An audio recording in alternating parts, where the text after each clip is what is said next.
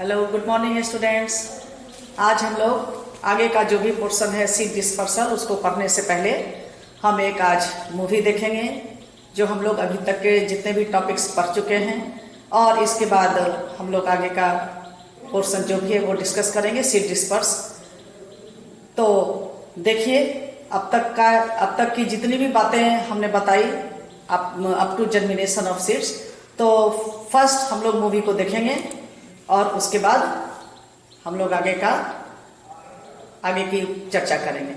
तो अब आप देखिए, जो भी हमने बातें आपको दिखाई थी, देखिए कितने अच्छी तरह से एक बीज से सबसे पहले जो रेडिकल मिट्टी के अंदर किस तरह से ये ग्रो कर रहे हैं, बहुत अच्छी तरह से देखना है। और ऐसा लगता है कि आप काफ़ी मूवी को देखते समय में एंजॉय करेंगे।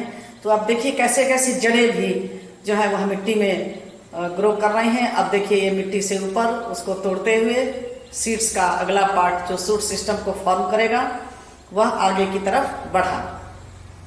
और आप नीचे के भी पार्ट्स को देखिएगा, काफ़ी अच्छी तरह से देखिए एक सीड से कैसे जर्मिनेशन हो करके और एक प्लांट्स का फॉर्मेशन हो रहा है। काफ़ी अच्छी तरह से आपको देखना है। और if possible you can draw the diagram accordingly। अब देखिए आगे भी इनके कई पार्ट्स ग्रो करेंगे, आपको पूरा मूवी अच्छी तरह से देखना है, ठीक है। अब तक की जितनी भी बातें हम लोगों ने देखा कि reproduction in plants by seeds के टाइप्स को देखा, मोनोकॉट, डाइकॉट, फिर उसके पार्ट्स को देखा, seed coat, cotyledons, baby plant that is also called embryo.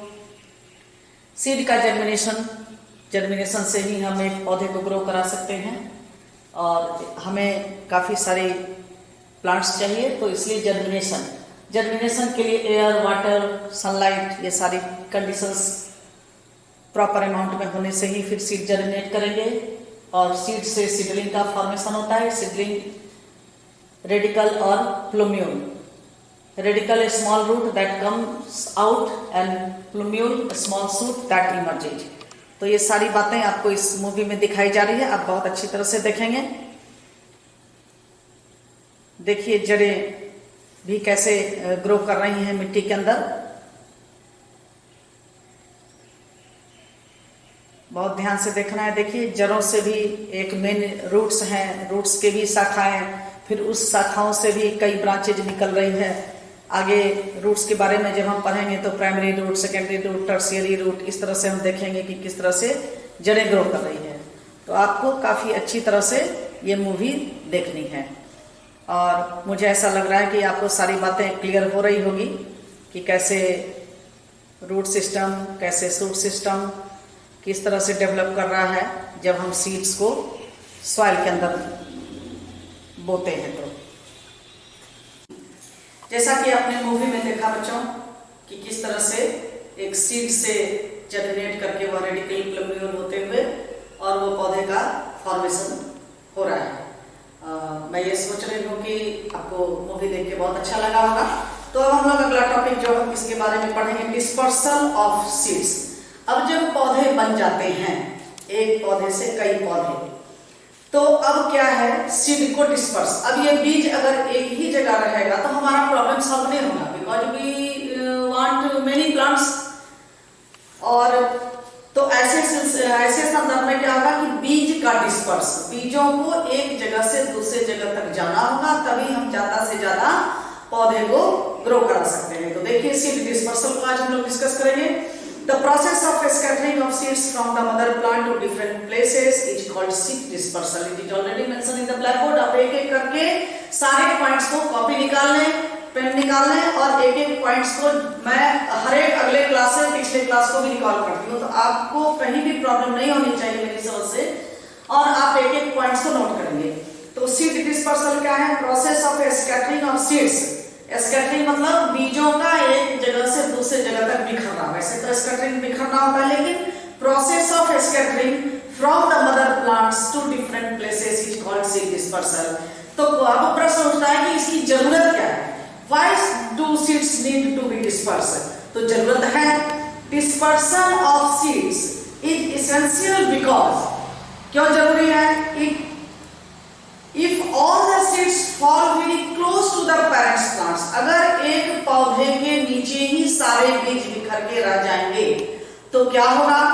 आपने देखा होगा कि एक जगह वो सारे पौधे को ना तो एयर अच्छी तरह से मिलेगा, ना प्रॉपर प्लेस मिलेगा, ना प्रॉपर सनलाइट मिलेगी, तो वो बीज हो सकता है कुछ जर्मिनेट करे, कुछ हेल्दी ना हो, कुछ जर्मिनेट करे भी नहीं, तो ऐसे में वो सारे सीड्स जो है वो बेकार चले जाएंगे। तो देखिए क्या आपको आंसर में लिखना है, if all the seeds fall very close to the parent plant, they would not get enough air, water, light, space and nutrients to grow. उनको ये सारी चीजें ग्रो करने के लिए नहीं मिलेगी अगर वो एक ही जगह सारे सीड्स जो है वो रह जाते हैं।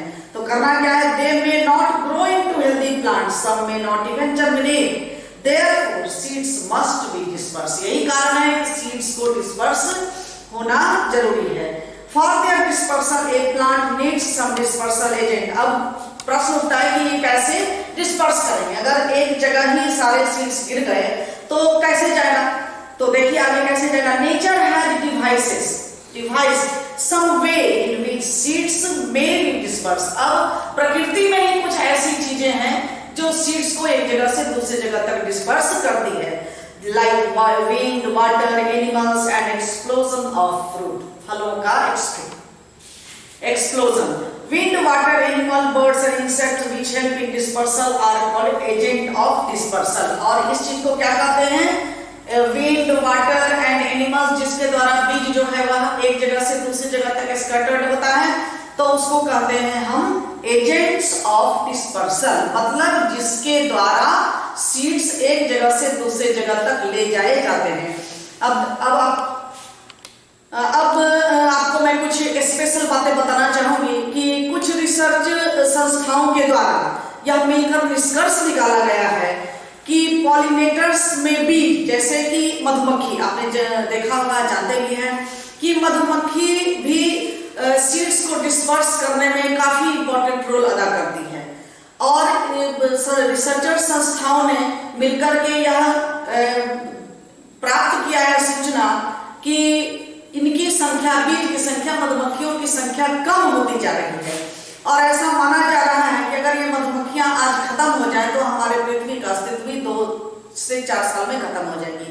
तो अब देखिए करना क्या है, कर क्या रहे हैं लोग, अब विश्व के अलग अलग देशों द्वारा यह काम किया जा रहा है कि कैसे इनकी संख्या को बढ़ाई जाए, इसलिए कि उनके द्वारा जो ये एजेंट है सीड्स के डिस्पर्सल के लिए, तो उसमें बीज का बहुत इंपॉर्टेंट रोल है। अब देखिए कुछ मैं प्लांट्स के बारे में बताऊंगी, तो कौन से प्लांट्स बीज के द्वारा डिस्पर्स किए जाते हैं और क्यों इनके ऊपर हमारा ध्यान फोकस हो रहा है। इससे यह पता चल रहा है कि यह कितना महत्वपूर्ण है और लोग इसके प्रति कितने सजग हैं। आपने देखा होगा यत्र तत्र में जो है मधुमक्खी पालन के ऊपर बहुत स्ट्रेस किया जा रहा है, ताकि सीड्स का डिस्पर्सल जो बीज के द्वारा होता है ज्यादा हो।